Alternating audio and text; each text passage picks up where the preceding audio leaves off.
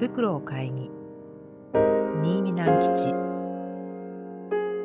寒い冬が北方から狐の親子の住んでいる森へもやってきました。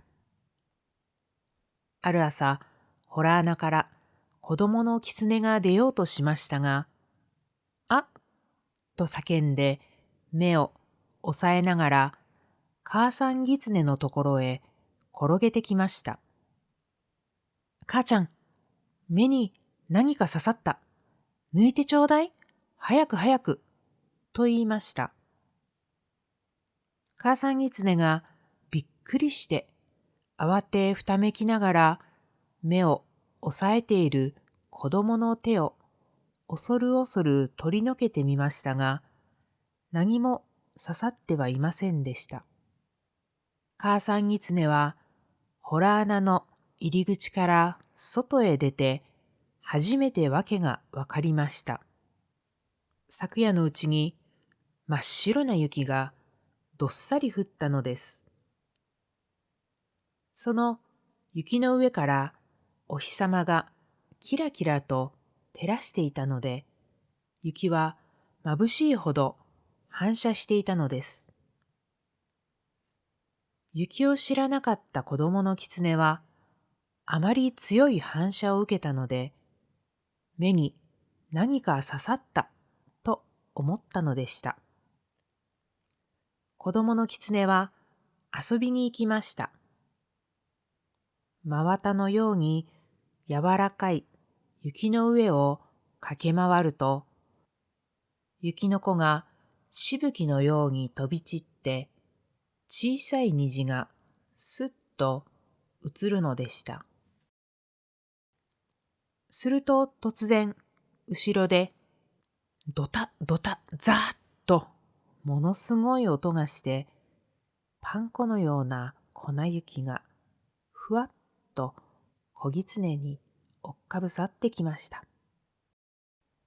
小狐はびっくりして雪の中に転がるようにして10メートルも向こうへ逃げました。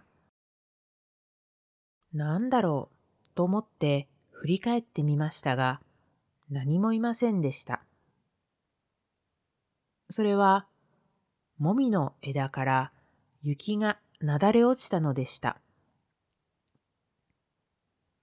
まだ枝と枝の間から白い絹糸のように雪がこぼれていました。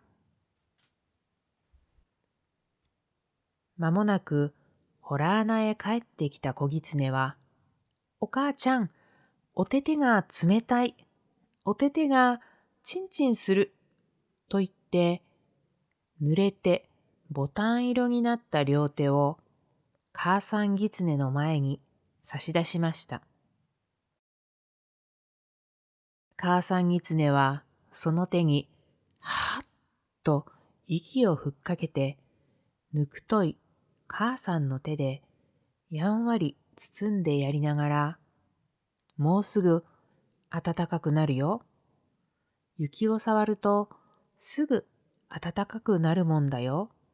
と言いましたが、かわいい坊やの手に霜焼けができてはかわいそうだから、夜になったら町まで行って、坊やのお手手に合うような毛糸の手袋を買ってやろうと思いました。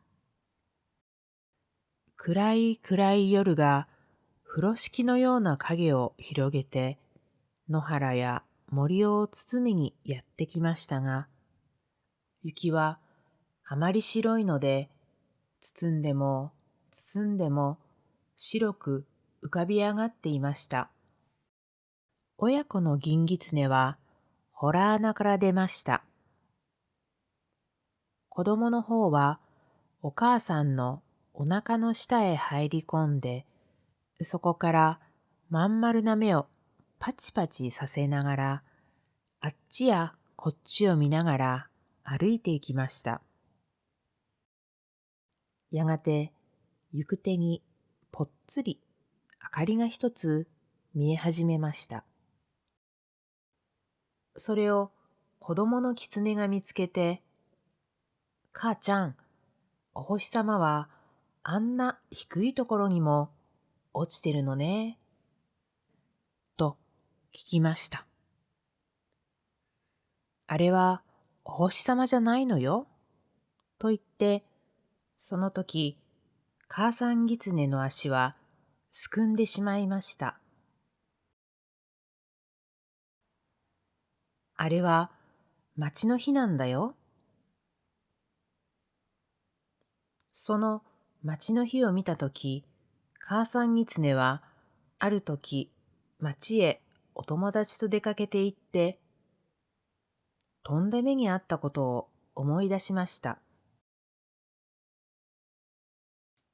およしなさいっていうのも聞かないで、お友達の狐がある家のアヒルを盗もうとしたので、お百姓に見つかって散々追いまくられて命からがら逃げたことでした。母ちゃん、何してんの？早く行こうよ。と子供の狐がお腹の下から言うのでしたが、母さん狐はどうしても足が進まないのでした。そこで仕方がないので、坊やだけを一人で町まで行かせることになりました。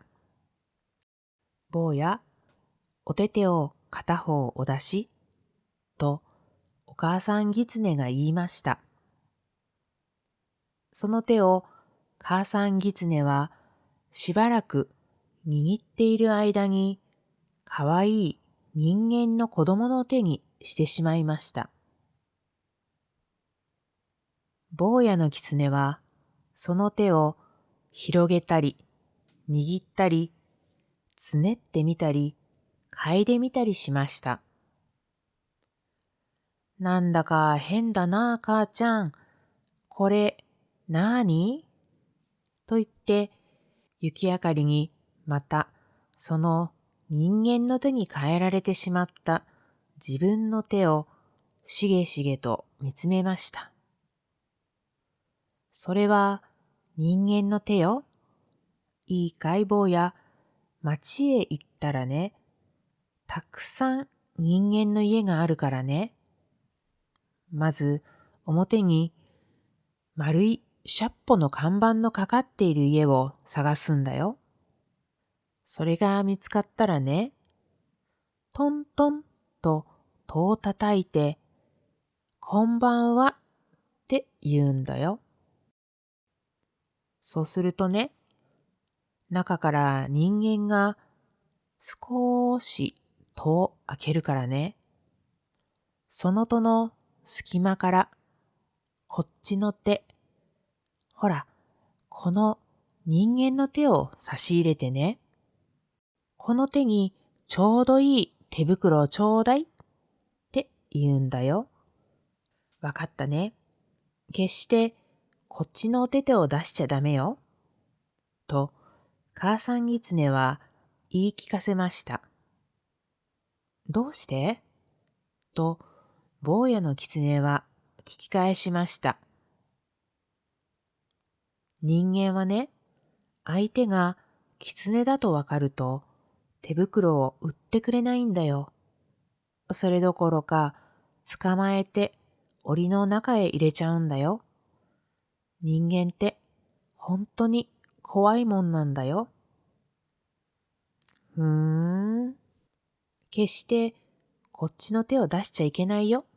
こっちの方。ほら、人間の手の方を差し出すんだよ。と言って、母さんの狐は持ってきた二つの白銅貨を人間の手の方へ握らせてやりました。子供の狐は町の火を目当てに雪明かりの野原をよちよちやっていきました。はじめのうちは一つきりだった火が二つになり、三つになり、果ては十にも増えました。狐の子供はそれを見て、火には星と同じように赤いのや黄いのや青いのがあるんだなと思いました。やがて町に入りましたが、通りの家々はもうみんな戸を閉めてしまって、高い窓から暖かそうな光が道の雪の上に落ちているばかりでした。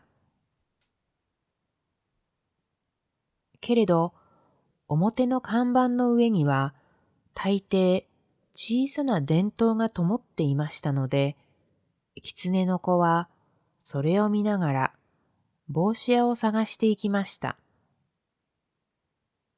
自転車の看板やメガネの看板やその他いろいろな看板があるものは新しいペンキで書かれ、あるものは古い壁のように剥げていましたが、町に初めて出てきた子狐には、それらのものが一体何であるかわからないのでした。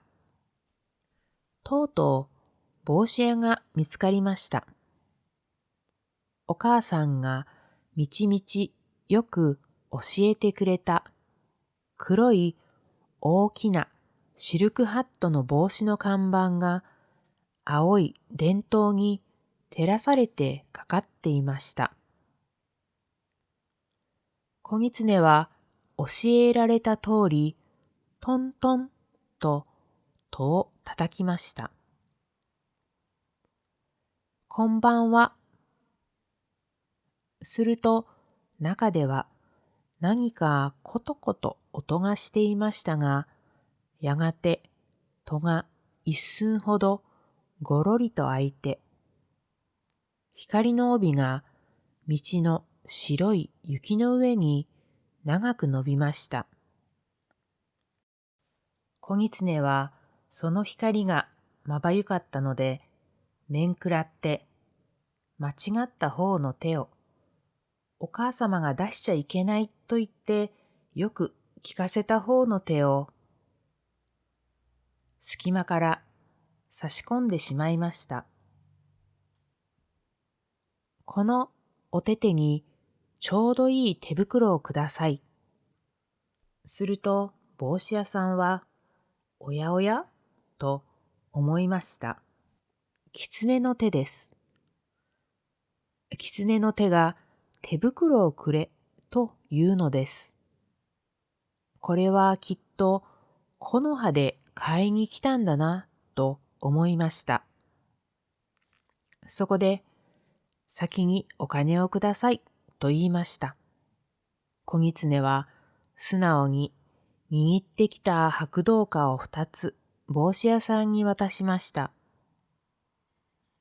帽子屋さんはそれを人差し指の先に乗っけて、かち合わせてみると、チンチンと良い音がしましたので、これは木の葉じゃない、本当のお金だと思いましたので、棚から子供用の毛糸の手袋を取り出してきて、小狐の手に持たせてやりました。小狐はお礼を言って、また元来た道を帰り始めました。お母さんは人間は恐ろしいものだっておっしゃったが、ちっとも恐ろしくないや。だって僕の手を見てもどうもしなかったもの、と思いました。けれど小狐は一体人間なんてどんなものか見たいと思いました。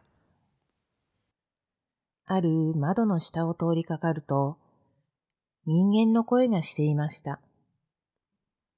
なんという優しい、なんという美しい、なんというおっとりした声なんでしょ